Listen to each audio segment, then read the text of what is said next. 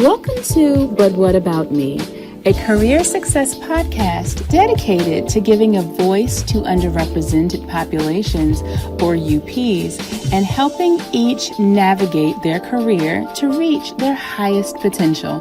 This podcast is brought to you by JenniferTardy.com.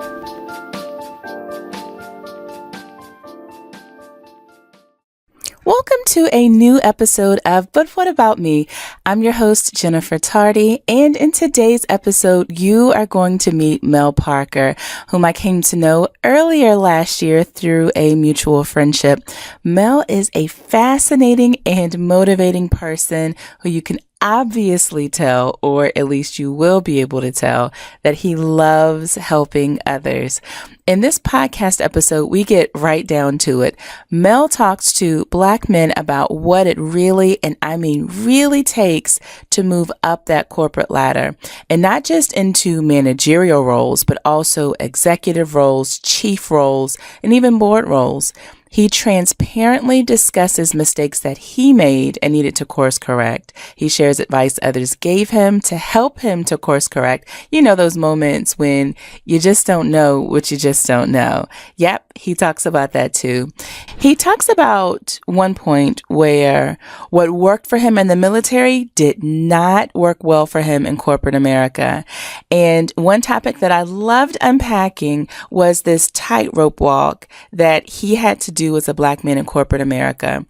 And I also, you guys know that I like finding excerpts from other topics that's relatable to this. Well, I found an excerpt, actually two, from articles about Black men in corporate America.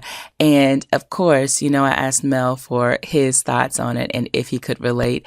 And oh boy, he could relate. So let me introduce you to Mel. Mel Parker is the best-selling author of The Parker Principles, which is 10 Leadership Force Multipliers, and he's a highly sought-after educator, executive coach, and motivational speaker. Mel has conducted dozens of seminars, training sessions, and keynotes in the areas of leadership, trust, culture, productivity, and success. His memorable and engaging keynotes and training are backed by decades of military and corporate knowledge and experience. He creates a unique and customized experience for all attendees. Now, Mel graduated from the U.S. Military Academy at West Point and served with distinction in the 82nd Airborne Division.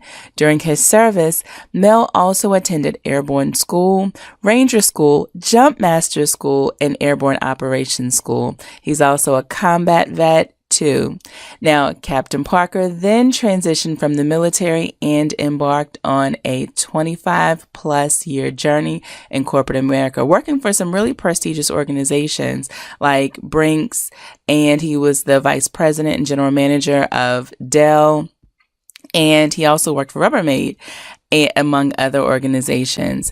Now, in the role as president, managing director, or general manager, Mel has been responsible for successfully leading high-performance teams of multi-billion-dollar businesses with tens of thousands of team members. Mel has delivered leadership expertise through executive coaching, development workshops, and keynote addresses with a special focus on inspirational leadership, high-performance teams, organizational trust, culture power, and transformational and change leadership. Now, you guys already know what I'm going to say. While you're listening to this podcast, if you hear something that absolutely resonates with you and you know others need to hear, please take a snapshot of this episode and post it on Instagram.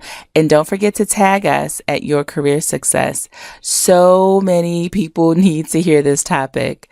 Ready, set, let's get started. All right. Well, welcome, Mel Parker. Thank you for being a part of But What About Me? How are you today? I am doing wonderful. Every day is a good day. Perfect. And so since I know that you just got off of a flight, I appreciate you taking out some time today to talk about a really important topic. And so I was reading an article, which I'll get to later, that got us to this topic. but it's really about career advice for Black men wanting to climb the corporate ladder. And I mean like to executive ranks. And Okay. so I couldn't think of a better person than to talk to you. Perfect. So let's kick things off. I would love for you to talk first about your own story climbing the corporate ranks yourself. Like, what was that story? What did that look like? Well, my story is about sort of the foundation, and I quote this in my book, is that I'm just an ordinary person that had the privilege of an extraordinary journey. And I sort of have to talk about where that journey started at in order to understand it is, I was born to a single mom in the 1960s on on my grandmother's pig and tobacco farm in the backwoods of North Carolina. So you could say those circumstances weren't exactly ideal for the track through corporate America, through the corporate ladder. But one of the things that I had the privilege of is my grandmother was a very strong influence in my life. And she always believed in sort of the foundational concepts that there's power in the convergence and the alignment of sort of education and leadership. And so I grew up with that concept that I needed to read everything I could get my hands on. The beautiful thing about being poor in reading is we had public libraries and you didn't have to pay to get a library card. So you could be warm in the winters and you can read all you could. And I had a big focus on science fiction and comic books. And so my science fiction gave me the concept that I could dream about a world that I didn't see around me, that didn't exist, that I could just imagine it was out there, and that was enough for me to figure it out. And then what comics books gave me is that in every good comic book, the hero always has to go through something, always has to go through a great loss or tough times to come out on the other side. So that gave me some insights that what I was feeling and what I was going through was a part of my becoming, that it was necessary for me to become the leader that I wanted to be. And so that, along with the faith that my grandmother gave me, was sort of my trinity of hope to pull myself sort of out of the circumstances. And and from that, it was about focusing on education and leadership. And that concept sort of led me to want to go to West Point. In my mind, West Point was the convergence of education and leadership. And so the only thing stopping me was getting great grades, doing the leadership. And then at the time in North Carolina was I needed to get a nomination from Senator Jesse Helms. So I don't know if you're a student of history, so you know that Senator Helms was popularly known as probably one of the most racist senators in the modern Congress. And so it was a wall that I had to overcome. And so I'll tell a story at a later time of how I ended up getting that nomination from Senator Helms, but giving him the high five, I got the nomination from him, and off I went to West Point. And sort of my first big transformative event in my leadership was at West Point. And it really was about two things at West Point. It was the West Point motto about duty, honor, and country. When you are worried about where your next meal is going to come from and being warm in the winter, you're not really given a concept to what duty, honor, and country means. So it gave me my real first opportunity to flesh that out and decide what that meant to me. And the second thing was the West Point Honor Code. A cadet will not lie, cheat, or steal. It resonated with sort of my Christian upbringing, and in my mind, this was what leadership was about. And that's a powerful honor code if it actually ended there. It actually says a cadet will not lie, cheat, steal, nor tolerate those who do. And so that sort of blew my mind. As I was thinking about it, I was like, so not only am I accountable for the culture and the norms of my organization, but I'm also responsible when I see someone else not abiding by it to say something. Now that makes me as liable and as guilty as the person that is not upholding the standards. And so that leadership philosophy, that foundation, that sort of skeleton is what I built my whole career of leadership around. And so whether it was in technology at Dell, or whether it was old school around since 1859 Brinks, That concept of leadership character, integrity, credibility, and taking care of people. It has resonated and benefited me greatly. And even going back to your childhood, overcoming adversity too. Yeah. It has. And so one of the things I learned is that, when before I could climb the corporate ladder, I had to sort of climb out of my circumstances, and the foundations and the skills that I had to bring forth to climb out of my circumstances, they came into play, and they were just as relevant in the climb up the corporate ladder. And so do you think it goes back to that old adage that everything you need, you already have within you? I think almost everything you do need, because it's about belief. I'm a big believer in belief, and the strength and the power of belief, whether it's in yourself, whether it's in a higher power, is that it gives you that resiliency to keep going when things don't go right. And it's life, so things are not going to go right often. It's just the way it is. But there was a lot of things you can learn. One of the things through my process is we're all born with innate leadership. Different styles, different formats, but we all have leadership. But leadership is something that can be managed, it can be trained, you can add to your leadership, you can hone skills. And so you don't have to accept just what you were born with. You can actually build a great leadership methodology and style if you're committed to doing the work and you're committed to the learning process. That's pretty powerful. Now, I'm going to come back to ask you about this Senator Helms nomination. And I have to, because it really transitions us into like how to work through, adversity, or when the odds are kind of stacked against you. Right. So can you talk a little bit about that? So you got his nomination. He was known for, just not being as accepting, right? And you had to get it through him. What happened? If you have to remember that this is back before the days of Facebook and social media. And so on paper, I looked extremely strong. I was, played sports, a part of all types of leaderships in the community, in the school, and I was graduating at the top of my class. The grades were great. So I don't know his mind, but I assumed that when he got my folder, it didn't have a picture in it, and it looked strong. And so by the time it was time for the interview, to his credit, it was a very formal and decent interview. And it surprised me, my family, everybody in my family, when the first nomination that I got back was actually from his office. Okay. Right, so it was kind of cool. So, and I give him credit in my book because West Point was transformational for me. And, he started me on that journey. So whatever else he voted against is in the history books. But in my mind, he was a catalyst that set me along a path that I would have never imagined being able to enjoy. So do you think the lesson there is kind of like, be so great that they can't deny you? One of those? Be so, and don't feel like that just because the wall is there and it looks impenetrable, that it actually is a wall, because sometimes that wall is just a waypoint. It's just a point along your journey that gives you a chance to transform, to become something different, to become better.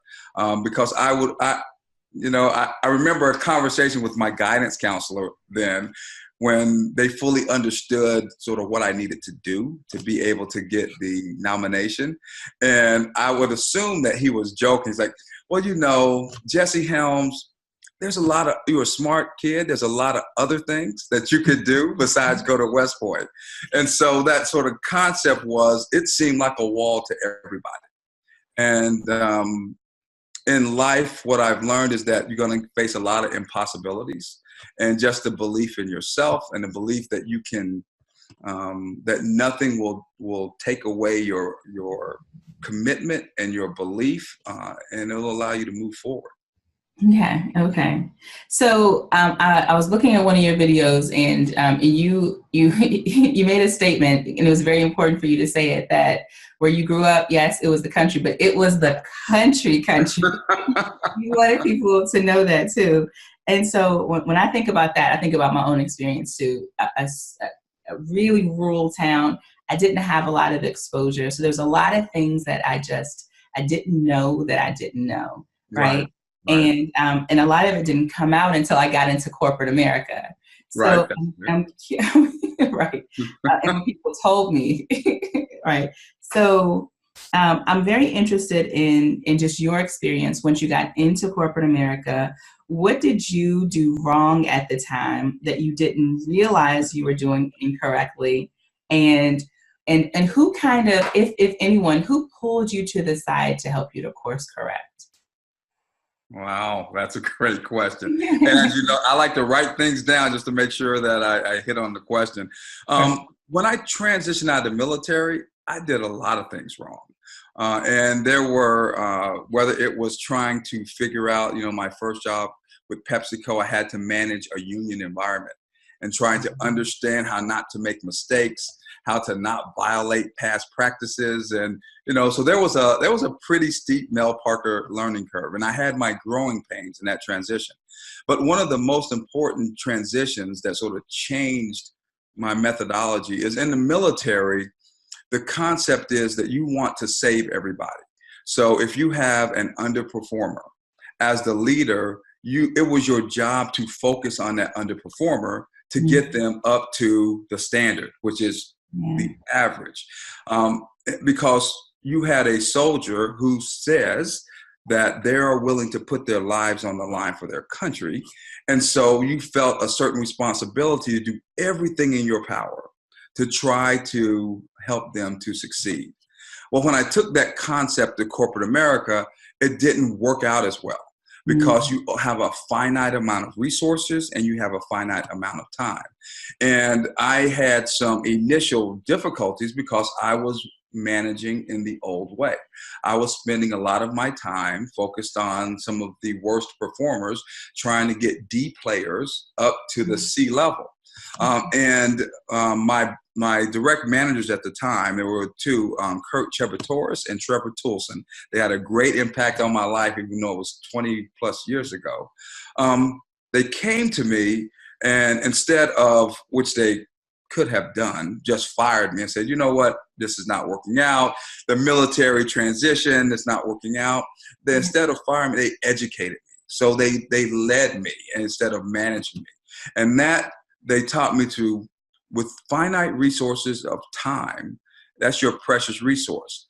And you should focus your precious resources on your A and B players because they're the people on the 80-20 rule that's going to ensure your success. When you focus all your time on trying to make a D player into an average person, you rob them.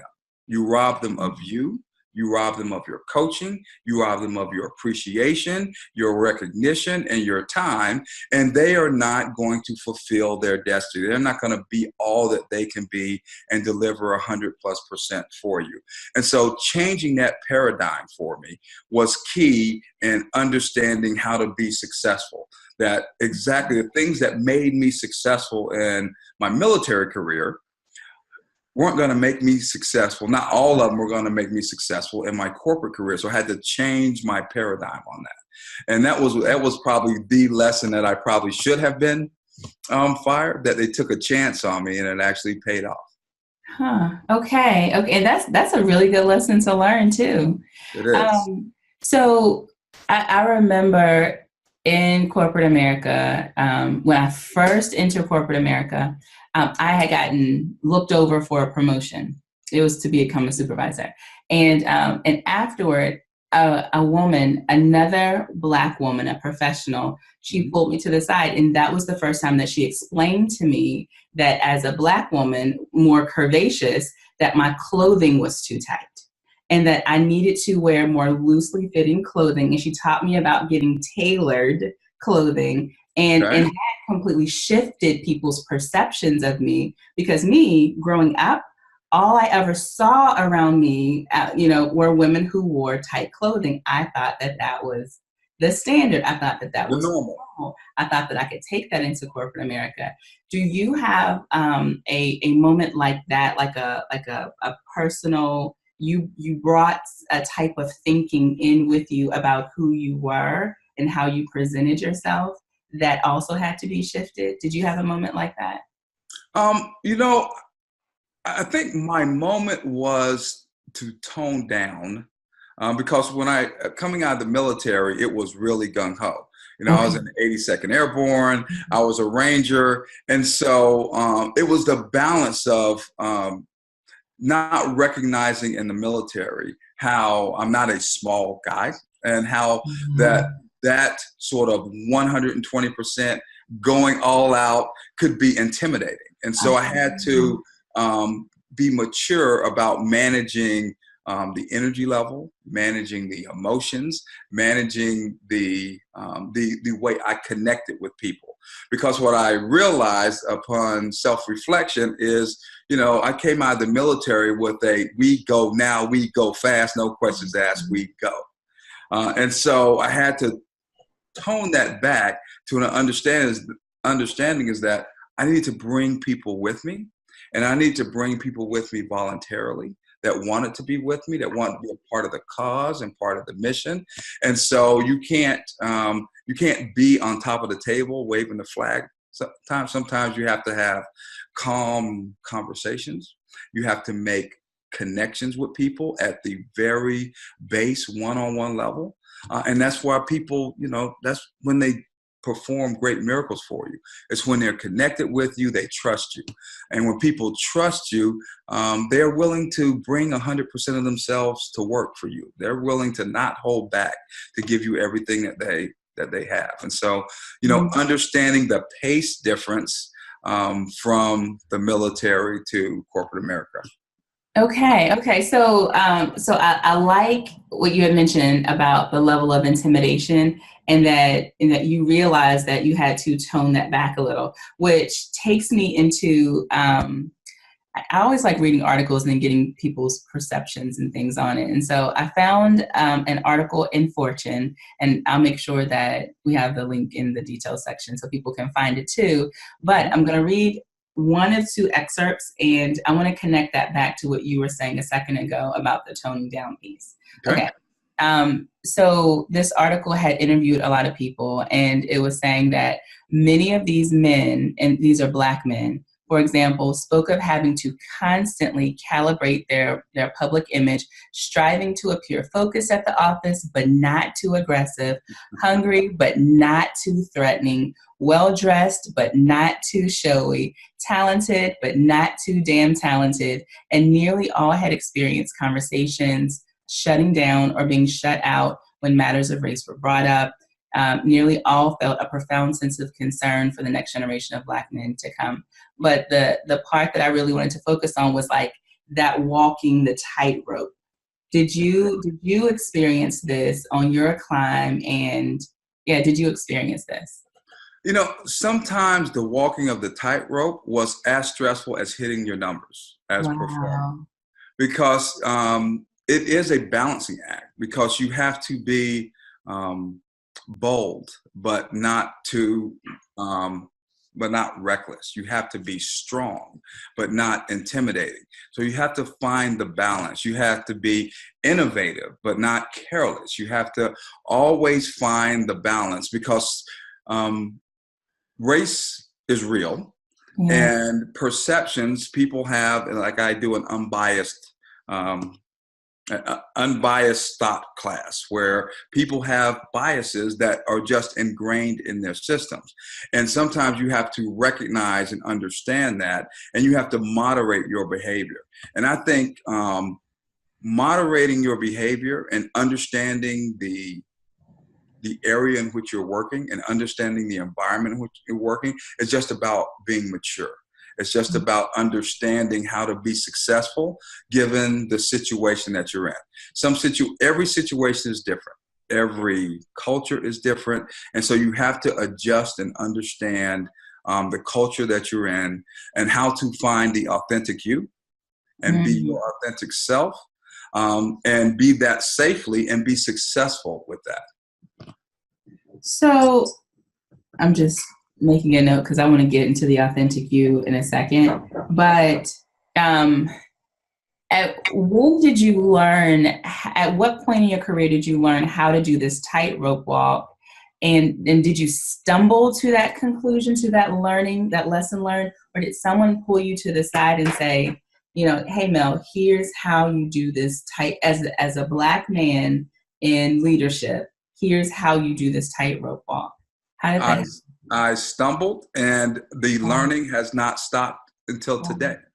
All right, it's a never-ending process. You don't arrive. All you do is you gain knowledge, you learn, and you get better. And so there was really a lot of times with my jobs, I found myself, if not the only one of two at my level.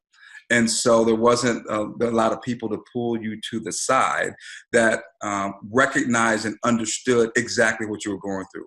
I had great mentors. They weren't necessarily Black or Hispanic, that were just great people, mentors that cared about me and my success. And they gave me incredible amounts of knowledge and operating rhythms and understanding. But you really have to gain a level of understanding. While they could empathize as best they could with what you were going through, they never really walk in the same shoes. And so they couldn't really connect with it. And so a lot of it was learning. A lot of it was thinking that you are doing incredibly well, you are killing your number, your direct manager, your boss loves you, and getting your 360 back and finding out that your peers hate you. Because you weren't taking the time to bring them with you. You weren't taking the time to connect. You weren't taking the time to make sure that, ask them if they needed anything, asking them if you could be supportive. And so that was some hard knock lessons. That was, and then making adjustments. So my concept is, you're going to always make mistakes. If you are not making mistakes, you're not trying, and you're probably useless to the organization. But it's how you recover from the mistakes, how you learn from it, how you gain an understanding, how it informs sort of your next 3 or 4 decisions. Is the difference between a mistake being just a bump in the road and being a complete derailer or a wall in the road. Okay. So my mind has a million questions going at once, but I'll only ask one. So oftentimes when I'm talking to other guests who have people where their audience is trying to climb the corporate ladder, they're always looking at the top, and they're looking for people who look like them. And so now, when you are an executive at an organization, you know that people are looking at you. And there are other people, whether they're Black men or not, they're looking up to you, which is a lot of pressure. So, so what if there's that guy that's out there right now that's listening to this saying, hey, what you've been saying about, you have to walk a tightrope, and yes, I just got my review back and it wasn't the way that I thought it was. Like, what would you tell them to do? We can talk about the pressure in a second of being being one of few, if the only Black man in leadership. But for now, the guy who's out there that's like, what do I do? Right. So there's actually a lot that you can do. One of the things that I came on later in my career that I wish I would have picked up earlier is understanding what I like to call quality relationships. And quality relationships, I really have 4 of them that I talk about. Is coaches, mentors, advocates, and champions.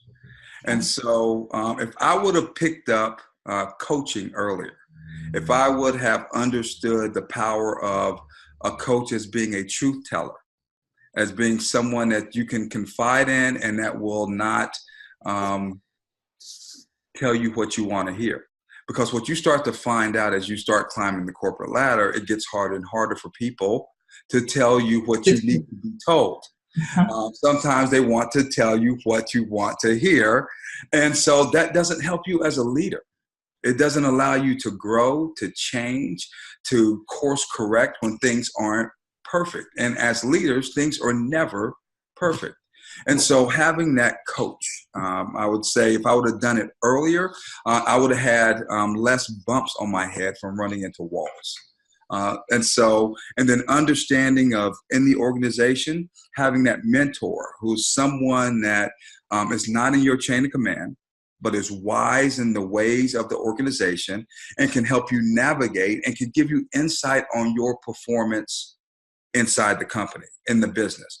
A coach gives you insight into your performance as a person, as how you lead, or what triggers you to be your shadow self. What is coming back in your 360? What is coming back in your performance reviews that's about changing you and who you are? Where the mentor is about giving you insights and navigating the organization and how you're performing in the business. And so your coach, and because most times we go through this world with armor on, because we never know where the danger is going to come from. So we armor up every time we walk out the door in the morning. With the coach and the mentor, you have to take your armor off. You have to be vulnerable in order to connect and have true, real, trust-based conversations. When you get to your advocate, you want to put your armor back on, because your advocate is like an investor. So an advocate, or sometimes called a sponsor, is someone that's willing to tie their credibility to yours. Someone that's willing to go, I'm going to invest in Mel because this is what I see him doing. This is how I see him adding to the organization. And this is how I see his long-term value to the organization. And so that's a quality relationship you have to build. And in that relationship, it's all about going in armored up and making sure that your advocate understands what you deliver, the value that you add to the company, that you are a standard bearer and a flag waver for the company, that you live the brand, and that their investment in you is a safe investment because you're going to be around and you're going to perform. So getting that advocate is important. And the final thing is that champion. And that champion is basically an advocate that's not in the company. And it's just someone that is outside the company that believes in you, that trusts you, that recognize how you perform. And they also give you great insights. And if someone needs to understand you and connect with you, I've had champions connect with current bosses in order to give them, champions sometimes are old bosses, in order to give them some insight into me. I've always been conceptually, the more feedback you can get, the stronger leader you become, whether the feedback hurts or not. Most times you grow when the feedback hurts, and that's how you become better. And so don't run from tough feedback. I like that. You grow when the feedback hurts. So let's talk about feedback for a second, because I tell job seekers, I tell people quite often that if you've been overlooked for promotion more than once, odds are there's something about your reputation or how you're perceived in the organization that no one is telling you. Why do you think that happens? Especially once you get into leadership, back to what you were saying, why don't you think people are telling you what you need to know? Because we don't ask most times. We're human beings. We respond best to positive feedback. And a lot of times when we think we're not going to get a positive answer and positive feedback from a person, we don't ask them. I see it in my coaching practice now when I ask people to, we're going to do a 360. And what comes back is they do a 360 and it's a 360 with the people that like them. I was like, this is not it's not a reference check. Right. You can't grow on only positive feedback. And so you have to have people that you've ran across, that you've made a mistake in front of, that are going to give you tough feedback, because just because you don't hear it doesn't mean it's not out there. And when we don't hear it and don't know it, it's like we're walking around with blinders on. And the next thing happens is we get passed over. And we don't know why, because we have blinders on. We're not asking people for feedback, not asking everybody for feedback. What did you think about the town hall? What did you think about the last meeting? And so getting in a comfort zone for constantly asking for feedback is a tough thing. It takes a different level of maturity. And it was a maturity I didn't have. Younger Mel did not have. Younger Mel just ran hard and he did not have. But as I look at it, it was if I could send back a note to younger Mel, my note would be get as much feedback from as many people as you can, as often as you can, because whether you know it or not, the way they feel, it's out there. And you can't change or affect or improve on what you don't know. Okay. So one of the questions that I would love to know from you, if you could give your top 3 must-do actions. Must do. Yes, okay. Must do for Black men who want to become executives one day. What are the top 3 or just 3 must-do actions? Okay, so that's a lot to become an executive. That's a loaded question. I think the first thing you want to do is sort of demonstrate that you can pay the cost of entry. And the cost of entry into executive land is that you have a wide variety of well-developed leadership skills. And you find the higher up you get. So I look at leadership skills as sort of in 2 parts. I have something that I refer to as cycle theory, where you have sort of your IQ, which is your back wheel. It powers you. It's your experience. It's your education. It's your certifications. And then you have your front wheel, which is your EQ and your CQ. And so that directs you, that allows you to navigate, that allows you to make adjustments from point A to point B. And the higher up you go, the less functional you have to be, and the more strategic, and the more your people skills matter, and the more your front wheel matters. Your EQ and your CQ become more important as you rise in the ranks, and sort of that power behind, it's just cost of entry. So you want to have that. You want to have sort of that cost of entry with leadership skills. You want to have demonstrated business acumen. You want to have demonstrated that you have a sense and understanding of how the company makes money, how it markets, and that you understand the brand and you are the brand. So that's within a company, that's sort of that first price to entry. I think that you have to demonstrate a great understanding of the P&L. Okay. You have to understand. Well, there are very few executive jobs, whether you just manage a cost center or not, that where you don't have to have a great understanding of the P&L. And the higher up you go, the more synergistic the P&Ls are. CFOs manage more than they used to manage before. They not only finance, they may manage sustainability, they may manage environmental, they may manage cybersecurity. And so there has to be a broader concept and understanding. The higher up you go, the less your functional expertise matters. So when you're in the C-suite, it's about strategy, it's about teamwork, it's about alignment, because your functional expertise is the team that you built. It's sort of a given when you do that. And so having that, and then probably the last thing is, demonstrate ability that we talked about to build quality relationships. And I'm talking about that was going to be on your list. Okay. Yes. And I'm talking about 360-degree relationships. So a lot of times we hyper-focus on our relationship with our teams, the people that we lead, and because they're the people that are driving performance. But you have to focus just as much on the relationship you have with your direct manager. It matters because that direct manager is the person that's either defending you or not when you're not in the room. And on the East and the West, I look at the East being your peers and the West being your stakeholders. And a lot of times we forget those connective relationships with our peers and our stakeholders because we're hyper-focused on sort of that north-south relationship. So understanding the power of having a 360-degree focus on trust relationships is just, it changes the dynamics. It is empowering and it changes the dynamics. When I first became a manager, an executive kind of, gave me a tip. And he was like, it's not just about your team. Of course, you have to build that relationship. But he said you also have to build relationships with your peers. And I was like, really? Really? And that is I'm so glad that you said that, because yes, having your peers on board helps decisions move forward, and it helps to kind of clear hurdles.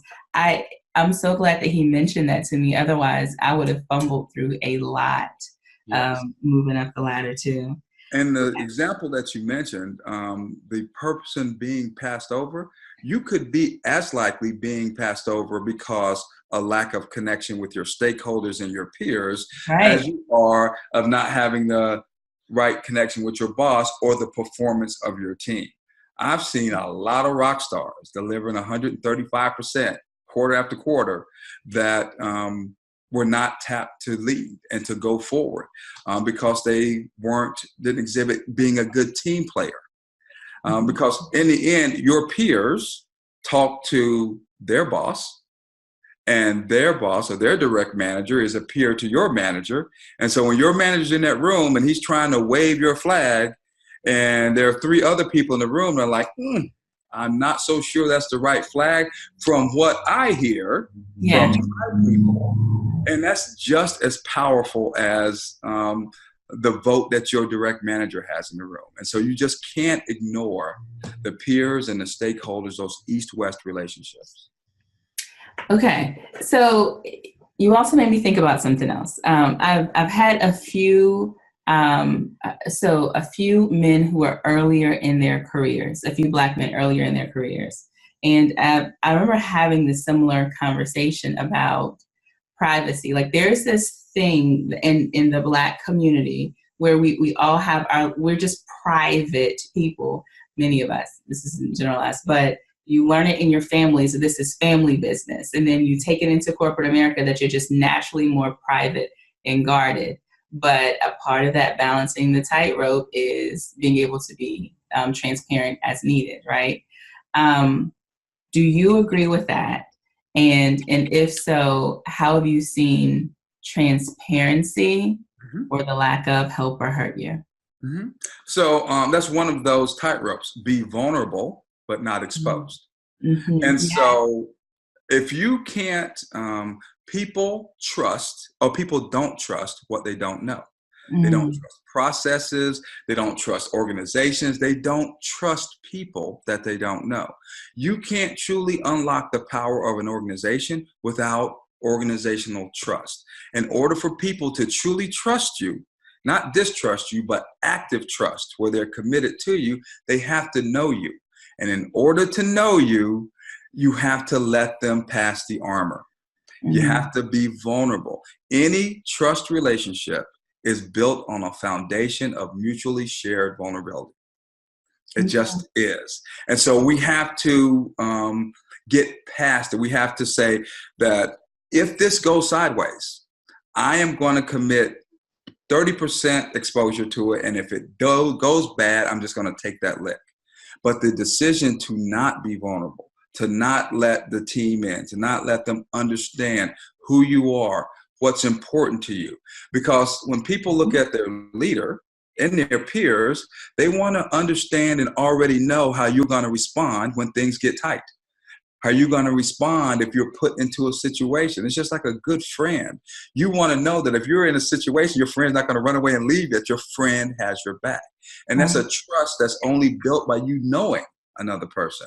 And so a lot of times in my coaching also, it is getting us past closing ourselves off.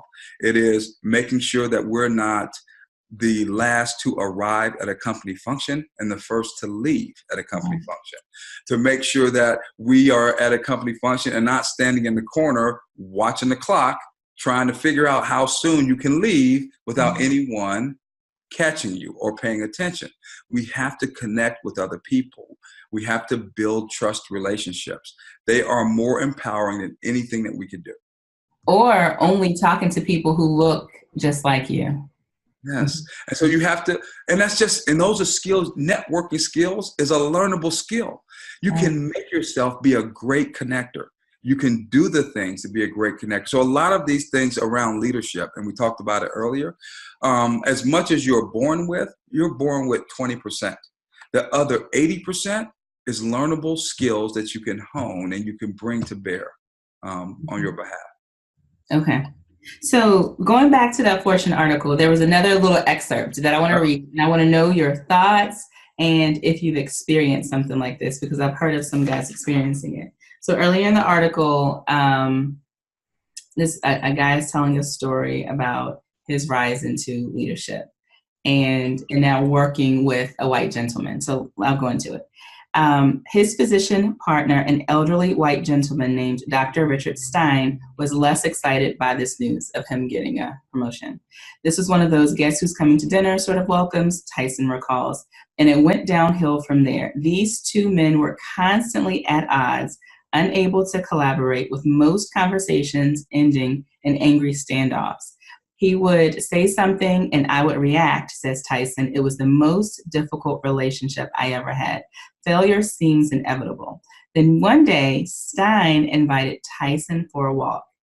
He said, I have to confess something to you, something that might end our relationship, Tyson recalls.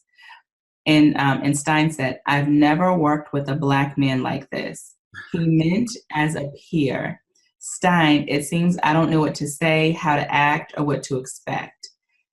Have you, so thinking back to getting into executive leadership, there are few people of color, and it even goes smaller as you get into gender, right? So it's new to a lot of people working with you. Have you experienced something similar, or have you heard of other stories? Yeah, well, I've experienced it at multiple levels. So, my concept, when I first took my first job with PepsiCo, it was in a place called Moundsville, West Virginia. And Ooh. I cup of coffee if someone can locate it on the map without going to Google Maps. And it was, and I think that based on what HR said, I was not only the first Black manager. It was a previously owned family bottling operation that I was probably the first Black employee. Oh, wow. Around. And so now I have to go down there to lead. One of the things that I picked up from the military is something I called CCT, and that's capability, credibility, and trust. And those are sort of my three points of light for everything that I build on, my infrastructure. And so when I went down there, I recognized that I was going to be at a disadvantage. It's Moundsville, West Virginia. They never had a Black employee, and now I'm there to manage.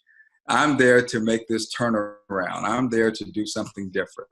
And so I got to work with CCT. And my concept was, people don't trust who they don't know. So you have to figure out how to connect and get people to know you. So I would get up at 4 a.m. and come to the warehouse, and I would count Pepsi with the warehouse manager.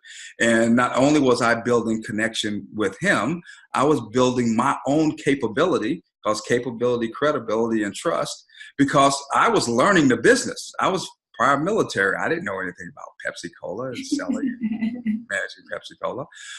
But I was learning that. And then we would go and we would load the route trucks. And if you just think about the Pepsi route trucks, it's just a truck, driver, and a truck. And so during my time, I made a decision that I was going to spend a day with each driver. So 30 plus drivers, I spend a day with each driver. And so I would help them load their truck, and then we go out on a route. And so when you're bouncing along a West Virginia road, I've done that before. On the other side, I mean, for 12 hours during the day, you have nothing to do but talk and connect.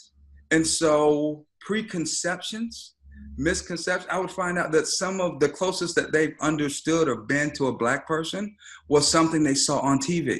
Yeah. And then what we found out once we started talking is we had more in common than we did not in common. That family was important, that we worried about what our kids getting in trouble. We were worried about the same thing. And you have to break down that wall to start that conversation. And so I did that with all 30 plus drivers and built that connective tissue and that relationship sort of one person at a time. And so that sort of informed the way I did everything going forward, that in order to make true trust connections, I have to invite people in. So I would invite my team and my peers over to my house. There's nothing more personal than inviting someone into your house, because they're going to walk around. They're going to look at the books on your shelf to see what you're reading. They're going to look at the pictures that's up. And so, but that concept is letting them get to know you and to understand you. And it's a risk. It doesn't necessarily feel comfortable, but so what? Comfort is not necessarily the way that you are going to be successful. We're human beings. We are living a life of discomfort.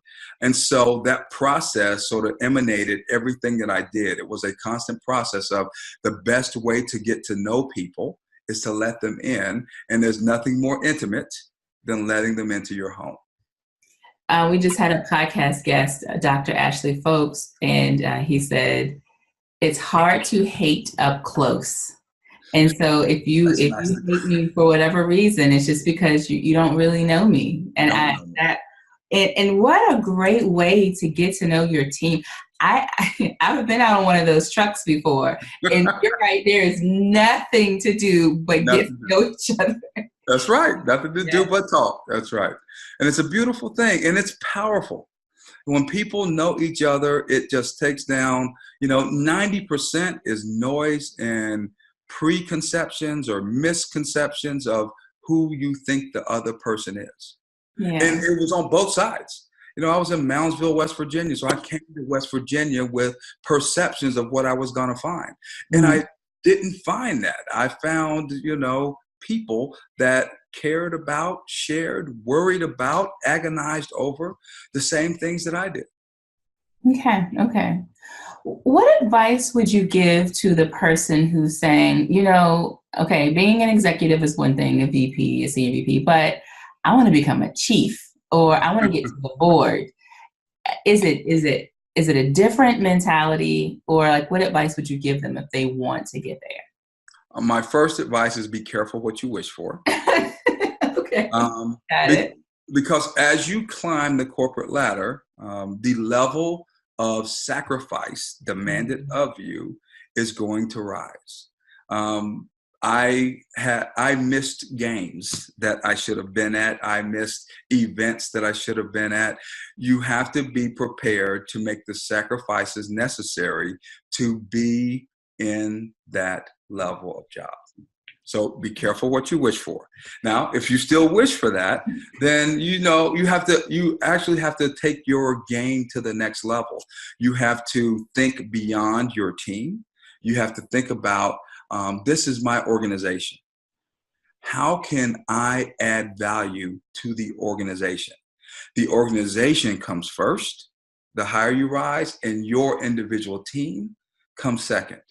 You actually have to shift your purpose at lifting the whole entire aircraft carrier versus focusing on how your individual team is performing. You have to be more focused on how can I add value to the people that are my peers at this level, then add value to myself. How can I not be a kingdom builder? And how can I be a uniter and sharing my resources and part of being a better teammate and a team player? So it's different, because you would think the higher up you go, the more you lock down, the more silos you are. But once you are in that C-suite, teamwork, connection, your functional expertise. You got there because you're a good CFO. You got there because you're a good chief sales officer or a good marketer.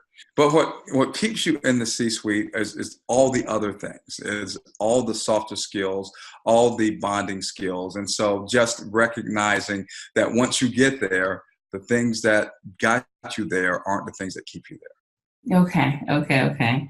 So, I hate when we get to the end of podcasts, but my podcast producer keeps telling me that I keep going over and holding my guests hostage. So, so I have to be fair to you as well. This has been such a great conversation. I know that there are going to be a lot of people in general who are going to hear it and say, I can apply this information. So I want to know, do you have any final tips for Black men or any listener who's seeking to get into executive leadership?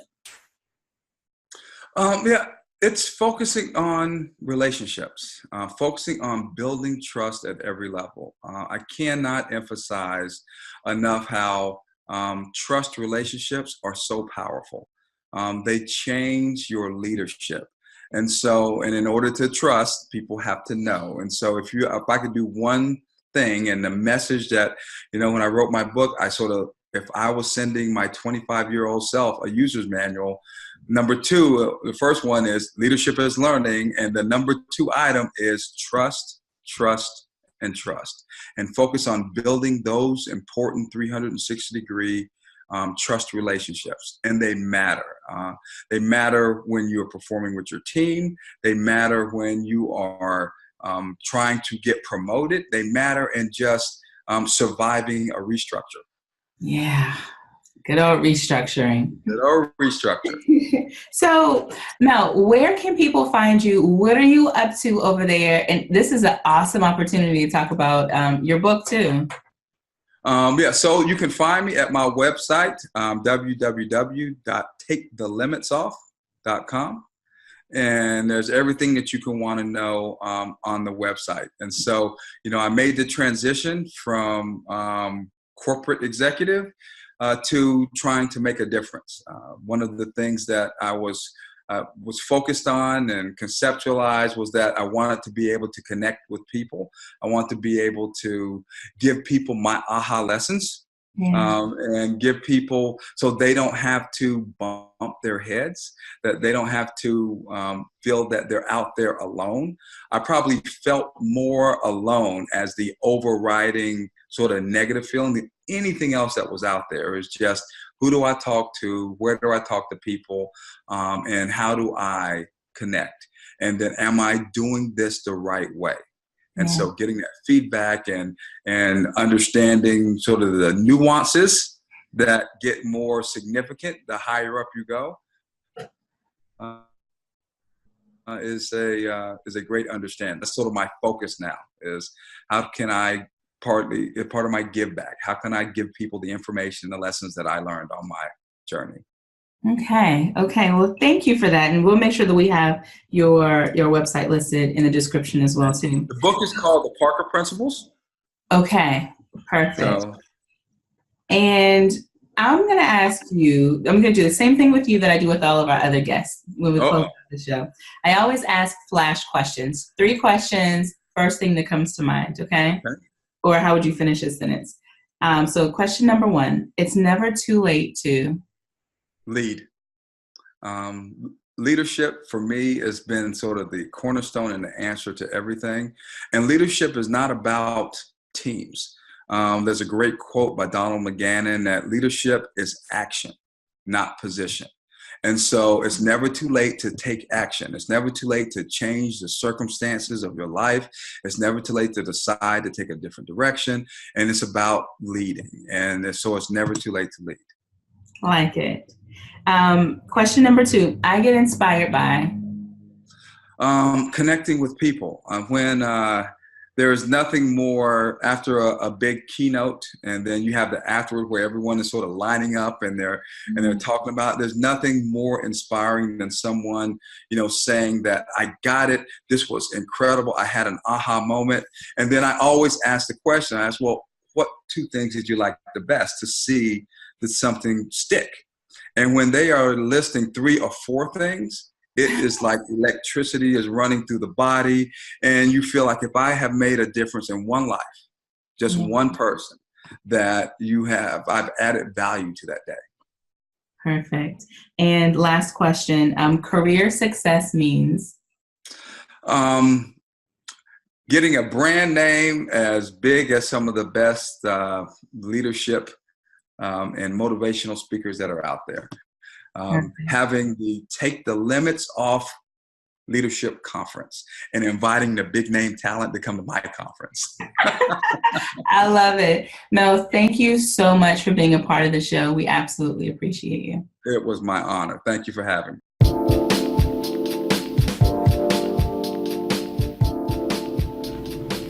I hope you enjoyed today's show. Be sure to tune in next week because we have so much more in store for you. Until next time, keep going, keep growing, and keep glowing.